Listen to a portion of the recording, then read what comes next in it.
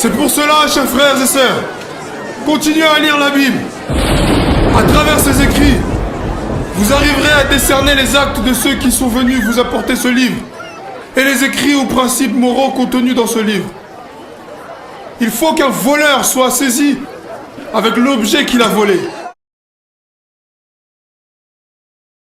Lokumu na kolo mukulu, mokeli ya mokeli, nzambe ya bankulu. Lokumu na kolo mukulu, mokeli ya mokeli, nzambe ya bankulu. Louange au Créateur de l'univers, salutations de paix, de vie, de force et de santé à tous. Chers frères et sœurs, après avoir vu les chiffres de 1 à 5 en lingala et qui correspondent bel et bien aux 5 premiers jours de la création dans la Bible, ainsi qu'aux 5 divinités égyptiennes des 5 jours qui précèdent le nouvel an dans le calendrier égyptien, ces 5 jours donc qui marquent aussi le renouvellement perpétuel de la création, qui précède donc le jour le plus marquant pour les hommes, à savoir le 6e jour qui est le jour de la création de l'homme et donc le jour du nouvel an, ce qui est une nouvelle renaissance, une nouvelle naissance, non seulement de l'année, mais aussi du cycle de la vie. Ainsi donc, après le jour dédié aux divinités, c'est le jour consacré à l'homme. C'est pourquoi il peut donc faire une grande fête pour sa propre naissance ou sa propre renaissance. Cette période, en fait, marque la fin de la saison de la chaleur et des récoltes, qui représente en fait une fin de cycle ou de vie, où on traverse en quelque sorte le désert et puis vient la saison de l'inondation avec le nouvel an, qui va donc maintenant, plus tard, faire repousser la végétation et on va tout recommencer, on va récolter plus tard et ainsi de suite. Donc le cycle de la vie, de la création. Et donc la saison de l'inondation, c'est la saison même qui est marquée par le nouvel an, qui commence par le nouvel an. Et ce nouvel an, donc cette inondation qui va irriguer les terres pour faire renaître la végétation, qui est indispensable pour se nourrir, donc indispensable à la vie aussi en tant que sédentaire. C'est donc ce 6e jour que nous allons voir aujourd'hui au travers du chiffre 6 en lingala, qui se dit Motoba. On répète Motoba. Motoba qui signifie la naissance de l'homme. L'homme qui se dit en lingala Moto ou Mutu. Mais ici, pour être conforme avec le chiffre 6, on va dire Moto. Et ensuite, on a le Ba, qui est également l'âme dans l'Égypte antique, selon les égyptologues. Et dans le Kwankulu, on dira plutôt Mba ou Mbo, par exemple. Et c'est l'âme, le Ba, qui est immortel, qui vient du Mbu, donc l'océan primordial, qui s'incarne dans le nouveau-né, ou bien dans l'homme Moto. Ce qui donne Motoba. Car la Bible dit dans Genèse, chapitre 2, verset 7, « Et le Seigneur Dieu forma l'homme de la poussière du sol et souffla dans ses narines le souffle de vie, et l'homme devint une âme vivante. » Fin de citation. Et il faut donc voir si cela se déroulait le 40e jour. Genèse, chapitre 1, verset 27 à 31. Dieu créa l'homme à son image, il le créa à l'image de Dieu, il créa l'homme et la femme, Dieu les bénit et Dieu leur dit, soyez féconds, multipliez, remplissez la terre et l'assujettissez et dominez sur les poissons de la mer, sur les oiseaux du ciel et sur tout animal qui se meut sur la terre. Et Dieu dit, voici je vous donne toute herbe portant de la semence et qui est à la surface de toute la terre, et tout arbre ayant en lui du fruit d'arbre et portant de la semence, ce sera votre nourriture. Et à tout animal de la terre, à tout oiseau du ciel et à tous ceux qui se meuvent sur la terre ayant en soi un souffle de vie, je donne toute herbe verte pour nourriture. Et cela fut ainsi. Dieu vit tout ce qu'il avait fait et voici, cela était très bon. Ainsi il eut un soir et il eut un matin, ce fut le 6e jour. Fin de citation. Ainsi, l'homme a bel et bien été créé au 6e jour, Motoba. C'est donc le jour de sa naissance. Motoba signifie aussi donc la naissance de l'homme. Et cela se voit mieux lorsque on fait permuter les sons de Motoba. On obtient Botama. Motoba et Botama. Botama signifie naître ou éclore. Botama se prononce aussi Mbotama avec le son MB parce que on a vu que le M et le B sont complémentaires et interchangeables. Un homme au singulier se dira Mutu ou Muntu et au pluriel on dira Batu ou Bantu. Ce qui indique qu'à la base, il serait question de Mbo Untu ou Ba Unto ou Banto ou Mbonto. Le Ba ou le Bo fait référence à la naissance et le Ntoto c'est la terre. Mwanantu ou Bananto ce sont donc les enfants de la terre ou ceux qui sont nés de la terre. Mwana, Bana c'est enfant au singulier au pluriel. Donc le Kwankulu est une fois de plus en phase totale avec la Bible qui vient de lui, qui vient donc du Kwankulu en tant que la source. Et donc l'homme a été tiré de la terre avant de recevoir son ba ou bien son bi, c'est-à-dire son âme. Et donc à cet homme, on lui insuffla le souffle de vie venant directement d'un Nkolo. Il est question de l'âme immortelle, substance divine qui appartient à Nkolo. C'est symboliquement même une part d'un Nkolo. C'est une substance divine que seul Nkolo peut détruire ou faire disparaître ou encore simplement récupérer. Tout ce qui existe a une âme, des humains aux bêtes en passant par les végétaux et les minéraux. Seulement, les âmes n'ont pas toutes les mêmes modes de fonctionnement.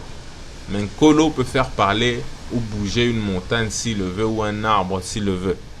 C'est lui qui anime les choses et qui connaît l'âme de chacun. Donc son bi, son ba. C'est là pour rien qu'on l'appelle Nzambi ou Nzambe. Parce que le Nza, c'est la nature, c'est la création, c'est l'ensemble de tout ce qu'on voit autour de nous. Et le Mbi, c'est ce qui est caché dedans. Il est le tout dans le tout. Mais bon, on n'est pas là pour expliquer le terme Nzambe parce que c'est très profond et c'est biblique encore une fois. En Lingala, lorsque un homme est plein de force ou bien plein de vie, on va dire qu'il est Mobimba. Donc il est rempli par son âme. Il est rempli de vie, il se porte bien, il est entier. Au plus le corps faiblit ou vieillit, au plus l'âme a besoin de l'abandonner. C'est comme un homme qui ne peut pas conduire une voiture qui est totalement abîmée et irrécupérable. Se cacher se dit bomba, ou bien caché veut dire bomba. Car ce qui est caché est à l'intérieur de quelque chose qui le recouvre. Donc comme l'âme, le mba,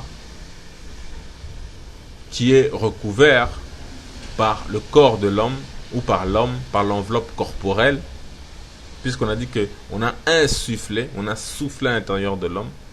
Donc, il en est de même pour ce qui est caché.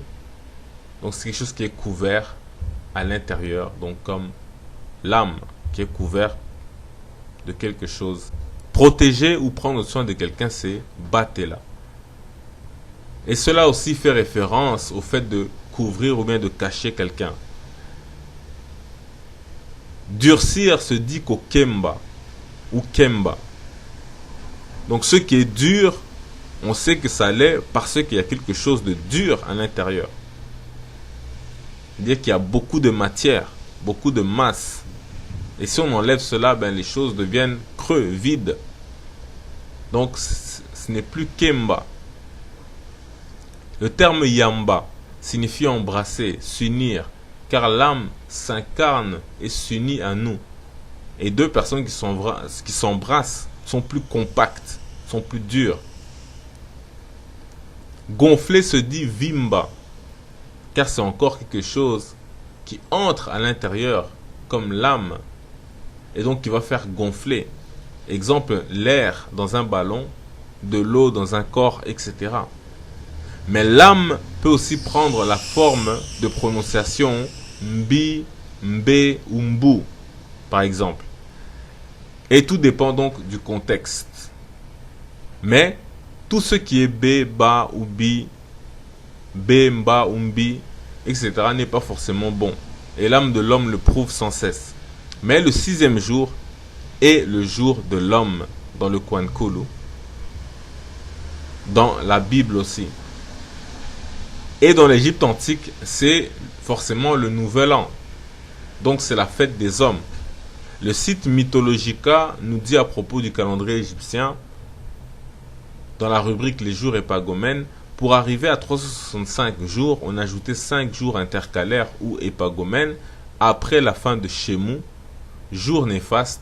Ceux-ci étaient considérés comme les anniversaires des 5 divinités du 14 au 18 juillet. Fin de citation. Bon, encore une fois, ils présentent les choses à leur manière, mais néanmoins on comprend que l'année a 365 jours et ce sont les jours de la fin. Donc, on comprend bien que après ces 5 jours de la fin de l'année, ou bien qui termine l'année, c'est bel et bien forcément le nouvel an, la nouvelle année qui va commencer. En lingala, le nouvel an se dit Mbula Yasika. La racine consonantique est MBL et SK. Donc Mbula, MBL, Sika, SK. Les Égyptiens le représentaient en hiéroglyphe par 2 dessins, une tige de palmier et des cornes de taureau. La tige de palmier ou le palmier se dit Mbila. En lingala, la racine consonantique est MBL. Et la corne, c'est Seke, racine consonantique SK. Il s'agit donc des mêmes racines consonantiques que pour dire le nouvel an en lingala, c'est-à-dire Mbula Yasika. Donc, c'était pratique de représenter la nouvelle année de cette manière, car il est plus facile de dessiner une tige de palmier et une corne que de dessiner ou de représenter une année, ou bien même de représenter ou dessiner le concept abstrait de nouveau. Comment tu vas dessiner nouveau? Donc c'est des métaphores, les hiéroglyphes. Aussi Mbula, l'année, est proche de Mbuta. Donc c'est le nom que l'on donne à un homme d'un certain âge, que l'on respecte, un parent, un vieux, etc. Car donner naissance se dit Kobota, la racine est Bota. Enfin, il y a le nom qui se dit Kombo. Et on constate que dans les dictionnaires, le samedi, qui est d'ailleurs malheureusement considéré à tort comme le 6e jour, se trouve être appelé Kombo, comme le nom dans le dictionnaire en ligne, comme vous pouvez le voir, et comme on le sait en lingala. C'est peut-être, ou bien probablement, dû au fait que c'est le nom en fait que l'on donne au 6e jour dans nos traditions, en plus de sa position, et non pas pour traduire le mot samedi des occidentaux. Donc si le samedi est appelé Kombo, c'est par rapport à la position qu'on le donne de 6e jour. Or le nom Kombo, qui signifie en même temps le 6e jour et en même temps le nom, lui aussi vient de Kobo Tama, c'est-à-dire naître ou venir au monde, dont la racine est Botama, qui comme on l'a vu se permute en Motoba. Le chiffre 6, c'est la même racine consonantique lorsqu'on fait la permutation. Le jour de la création de l'homme, c'est donc le jour de la naissance de l'homme. Et il en est ainsi dans la Bible. C'est le jour où non seulement il a reçu son âme, le Mba, qui se cache à l'intérieur de lui, à l'intérieur de l'homme, mais c'est aussi le jour de sa naissance, l'homme qui a été pris de la terre, Moto. Parce que la terre c'est une to. Et si Kobotama signifie naître avec pour racine Botama, se cacher se dit Kobatama avec pour racine Batama. Donc on a Kobotama naître et Kobatama caché. Toujours les bas, les beaux. Et il y a encore comme ça plein de mots qui vont dans le sens de tout ce qu'on a vu, mais on va s'arrêter ici pour le chiffre 6 Motoba, car on a atteint notre objectif de démontrer que la Bible correspond bel et bien à l'Égypte et au Kwankulu, la sainte tradition ancestrale du peuple originel. Lokumu Nankolo Tata Nzambe ya Bankulu, paix, vie, force et santé en salutation. Ka Yaya Kwankolo, Ka Yaya Kwankolo.